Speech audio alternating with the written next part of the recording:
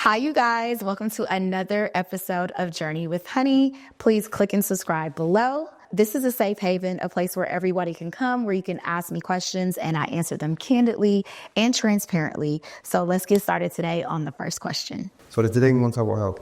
What daily habits have been most transformative for your overall health? So the daily habits that have been most transformative for my health really starts with fitness and meditation. You guys, the secret is that I know it's so crazy. Shocker. I get up at 5 a.m. every morning, if not 4. I kind of start to roll in bed at 4. I wake up at 5 just to intentionally start my day. I start with a 30-minute meditation. You guys, the best way to start your day is really having a talk with yourself, and if you believe in God or whatever higher power, is really start to plan your day mentally and emotionally before you start to physically get into your day. And once I've now meditated and prayed, I start to do my stretches just to get my body moving and knowing what's implemented for the next part of my day. Then I look at my calendar and my schedule. You guys, it is really, really imperative for you to set a calendar and actual schedule each and every day of what you have to do. You can do like a skeleton version at the beginning of each Sunday. And then throughout the week, as things arrive, things come into place, you put them on there. So therefore, you're always making sure that you stay organized. And I think organization mixed along with the mental clarity and then the physical will get you where you need to be. And then last but not least, working out. Make sure you have an actual routine, taking 15 to 20 minutes to do an online Pilates video. If you have to stay at home and you don't have that much time, maybe you're a mom. But for the girlies that don't have kids like me yet, I think it's all about implementing and planning and making sure that you're just a little bit more structured. So being able to transform my body, my mind, mental clarity is super, super important. And then also, as I always preach, taking your vitamins.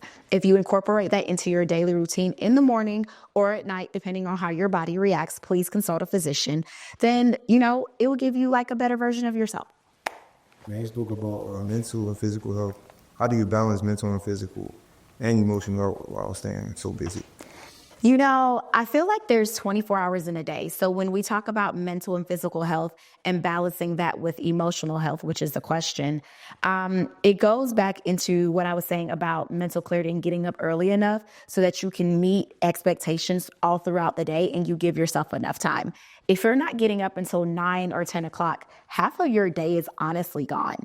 And if you can get everything done earlier and make sure that, you go to bed early as well, then you condition your body to get the sleep and the rest that it needs. And therefore it subsides any anxiety you have in your body, which first starts internally and then it shows externally in your body. So you want to make sure that you're focused on how you feel from within and what you put into your body, what you intake when you're watching TV, the social media pages that you follow, the people that you're around, your dating, all of that goes hand in hand. You want to make sure, I say this and I preach this all the time, that your nervous system is intact. With your nervous system, that creates a flow for you and it releases serotonin in your body. And when you have that serotonin, that happy feeling, you are now combating any type of cortisol in your body. So therefore, you're not storing unnecessary fat because you have anxiety or you're stressed out. So I think it's all about staying busy and wanting to be busy, but also just understanding that you have to have time for self-care, self-wellness, self-improvement, and last but not least, self-love for sure. Now, when you talk about your schedule, but sometimes during the day things go wrong. So how do you, what is your go-to approach for resetting after a stressful day or a stressful week? So my goal for resetting when I have a stressful day, my anxiety kicks in because I'm still a work in progress with that, is having talks with myself. You guys, I talk to myself all day long. Literally, I answer myself because sometimes you have to have that one-on-one, or I honestly phone a friend. or the person that you're dating. I would say leaning on people that you love, you care about your family members, and being able to have like a voice to piggyback off of is super important. And sometimes you cannot figure it out on your own. So I strongly suggest texting, emailing, or phoning a friend, a confidant. If you have a therapist, reaching out to your therapist, there is nothing wrong with it. The stigma around mental health and mental clarity sometimes is just so daunting and disappointing because really and truly, everyone needs each other and everyone needs an outlet. Whether that's with physical activity, whether it's with dance, going out with friends, going to bars, whatever it is that makes you happy, watching sports, movies that are very heartfelt, comedy shows, something as an outlet. So when your day is stressful, when it does go awry, you realize that it's just a temporary moment. And if you can find a bit of joy and a piece of joy daily, it could really change the trajectory of your day. If you phone that friend and you get on the phone with your friend and you're like voicing your concerns, sometimes you just need that. Like, I think people need people. So as much as people can say that they're loners, it's always good to depend and or value somebody enough to where they could change your day and also change your energy.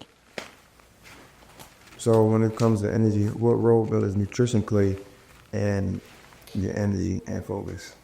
So for me, as someone who is starting to be a nutritional and wellness coach, I started to realize the food that I was intaking in my body affected my mood. Whether I was eating too much sugar, I wasn't eating enough, enough protein, or I wasn't getting my water intake or my electrolytes. All of that plays into how you feel mentally and emotionally. I intermittent fast, so I only eat between 1 and 7 for the most part. If it changes and I eat either earlier or later, then my window changes.